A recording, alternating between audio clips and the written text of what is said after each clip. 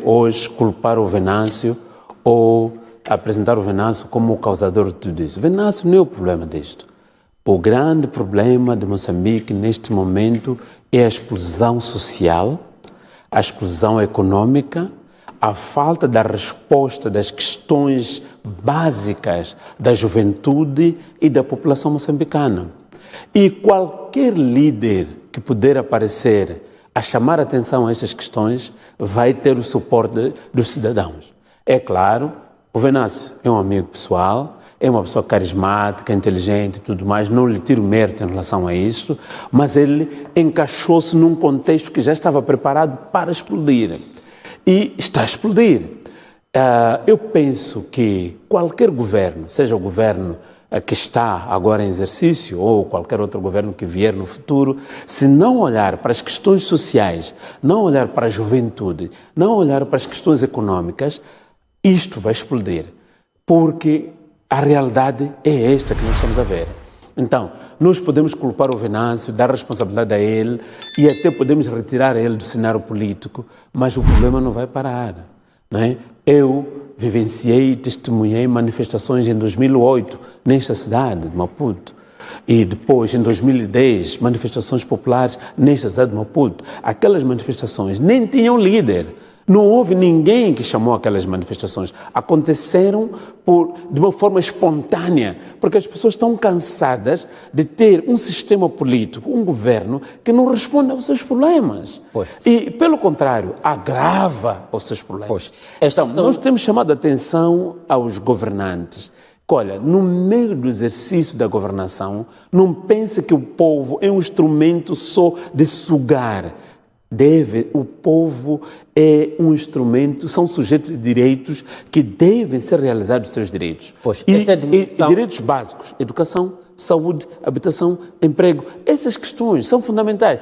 Se tu satisfazes isso ao povo, faz o que tu queres. Num momento como este em que vivemos, olhamos as causas, algumas são as que mencionou, é importante também olhar os efeitos e as consequências, o impacto disto sobre a imagem do país, sobre a economia, sobre as infraestruturas? Bem, isso é muito importante porque neste momento nós estamos a falar do nosso Estado em duas perspectivas. A primeira é que o Estado moçambicano é um dos 10 mais pobres do mundo. Não é muito significante, digamos assim, na conjuntura global de todos esses países que existem. Nós estamos na lista dos 10 últimos e eles olham e tratam das questões com os principais países que são atores decisivos, digamos assim, na conjuntura global. Por um lado. Por outro lado, Moçambique é um dos países que está a sair desta lista de 10 países mais pobres para entrar nos países mais significantes por conta dos seus recursos. Então, se os nossos dirigentes não olham para isso, podem votar no nosso país digamos assim, a um lugar mais reles, digamos assim, da situação econômica global. Por quê? Olha, ninguém quer investir num país sem segurança, ninguém quer investir num país onde os governos não são governos que olham para a questão dos direitos humanos. Há 10, 20, 30 anos atrás, direitos humanos era uma questão do primeiro mundo, mas hoje já não. Direitos humanos é uma questão global, porque a questão de direitos humanos passou a ser uma questão transversal. A sustentabilidade, digamos assim, da humanidade, do globo terrestre, onde nós nos inserimos, depende também de tratar bem as pessoas que estão lá. E os nossos países não estão a olhar nisso. Estão a pensar que, a questão de direitos humanos é para o primeiro mundo. Não. É que o primeiro mundo não vai conseguir interagir conosco. Deixa-me falar-te uma coisa. Uma das grandes... Duas multinacionais que têm investimentos em Moçambique foram multados em bilhões de dólares por terem violado os direitos humanos cá. Não posso falar os nomes para evitar criar problemas. Eles violaram direitos humanos cá, os seus olheiros, organizações da sociedade civil, escreveram sobre isso, foram condenados os seus países em bilhões de dólares, inclusive investidores saíram. Então, esta questão de direitos humanos, da valorização da dignidade da pessoa humana, da valorização do meio ambiente, da harmonia, da paz e bem-estar, já não é uma questão nacional, é uma questão global. E nós temos que olhar para isso como se nós tratamos bem os nossos cidadãos, é uma forma de nós também sabermos estar no contexto global. Pois. Então, Moçambique, apesar de ser um país que está, digamos assim, na parte mais baixa do globo, tendo em conta o seu o nível de desenvolvimento, é um país que está a procurar espaço, tendo em conta os seus recursos. Então, para nós valorizarmos esta questão dos recursos potenciais que nós temos, também temos que olhar para boa governação, direitos humanos, respeito à lei, não valorização de grupos de influência, como grupos políticos, religiosos, econômicos, que não respeitam o contexto legal. Muito bem. Isaú Costa, neste momento em que estamos nesta crise, há vários aspectos que se discutem. As causas da crise, os efeitos ou as consequências da crise que estamos a viver, e também se discutem as soluções. Para si, neste momento, o que é prioritário a discutir? Os impactos disto, os efeitos disto, a economia, a imagem do país, para depois da crise discutirmos as causas e pensarmos nas soluções. Como é que nos estruturamos para sair disto? Bom, muito obrigado pela esta questão. Eu penso que esta questão não pode ser tratada ou seja, não pode ser tratada de forma concatenada, ou seja, agora vamos olhar as causas, depois vamos olhar o que é que está a acontecer, ou seja, os efeitos de tudo isto, e depois vamos sentar num outro momento, como estão algumas pessoas a sugerir, para depois encontrarmos soluções para o país. Acredito que Moçambique é um país já com alguma maturidade política, temos quadros e temos pessoas muito pensantes no país.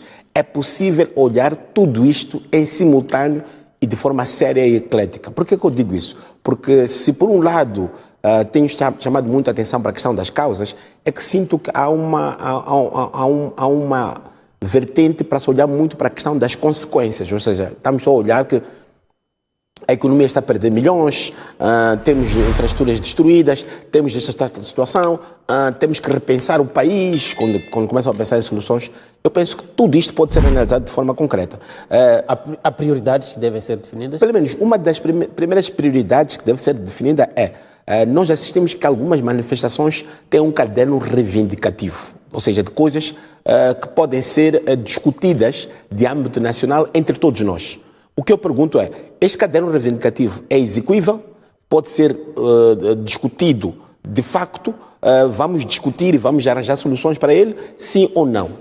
E isto tem que ser discutido agora. Ou seja, é preciso deixarmos claro se realmente aquilo faz parte da pauta nacional ou não. Porque se não faz parte da pauta nacional... Antes da promulgação dos resultados? Muito antes da promulgação dos resultados, porque a ideia é deixar claro se vamos discutir esses assuntos ou não. Por exemplo, um dos assuntos que não quer calar, e nós temos estado a acompanhar, por exemplo, nesses dias vimos comentários de membros que fazem parte da Comissão Nacional de Eleições, é como é que está efetivamente esta estrutura de STAE-CNE, e já temos estado a falar muito, e se esta estrutura, assim como está, é católica para o país. Quer dizer, é muito triste que, se a gente for a voltar agora, recuar o tempo, 2019 tivemos perante a mesma situação, paralisações, o país a perder, porque no final do dia quem perde não são só as forças políticas, não é o governo do dia, é todo o país, é a imagem do país que passa para todo mundo que 30 milhões de habitantes ou 33 milhões de habitantes são incultos, são selvagens, porque esse tipo de expressões são expressões que depois passam para os outros. Ou seja,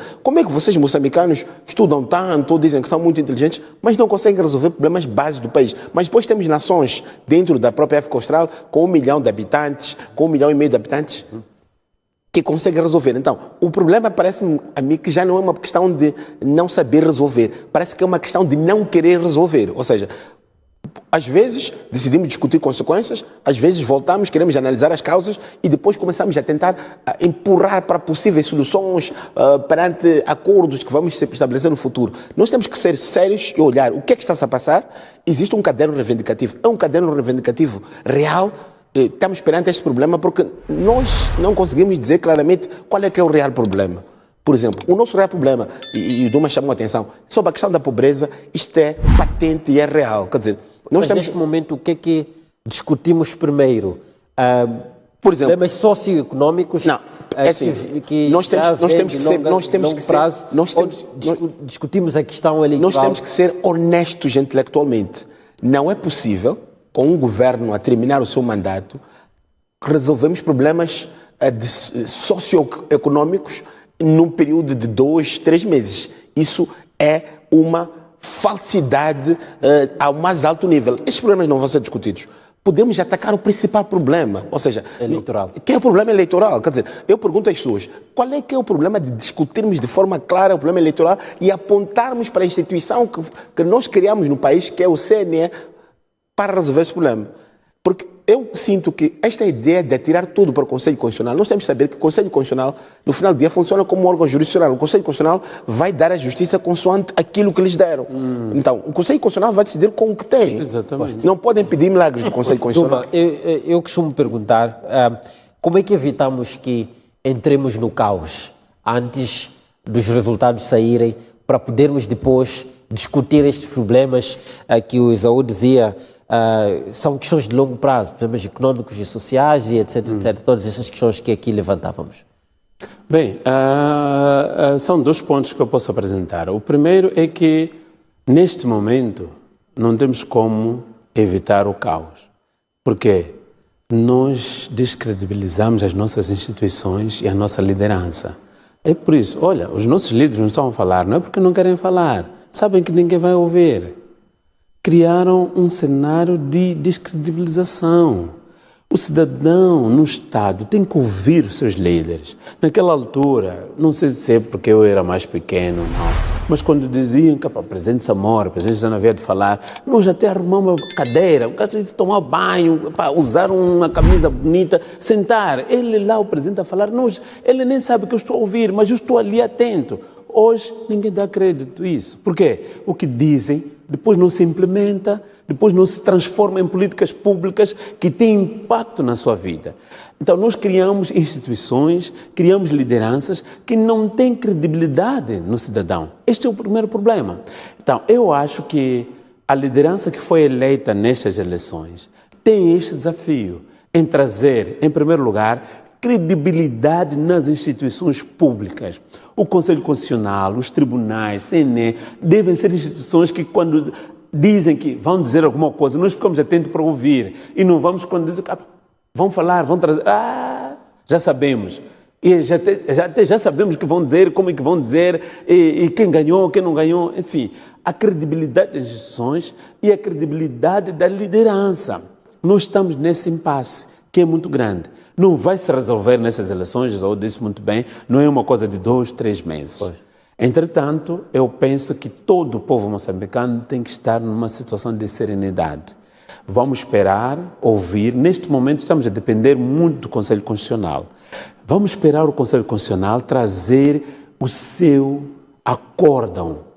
É verdade que nestes últimos 2, 3 anos, os acordos que nos trouxeram pareciam uns drafts de coisas não bem estudadas. Neste momento, por ser o único órgão, digamos assim, chamado de a última instância, como um tribunal eleitoral da última instância, devem trazer um acórdão aglutinador, um acórdão unificador, um acórdão pacificador, um acórdão que traz Moçambique para frente. Nós esperamos, as nossas últimas esperanças estão neste Conselho Constitucional. Poxa. E a partir dele, começarmos a construir um Estado onde os cidadãos podem acreditar nas instituições estatais, sobretudo nas instituições democráticas, tribunais, Conselho Constitucional, CNE e outros, e depois acreditar nas lideranças. Uma coisa é termos um líder que fala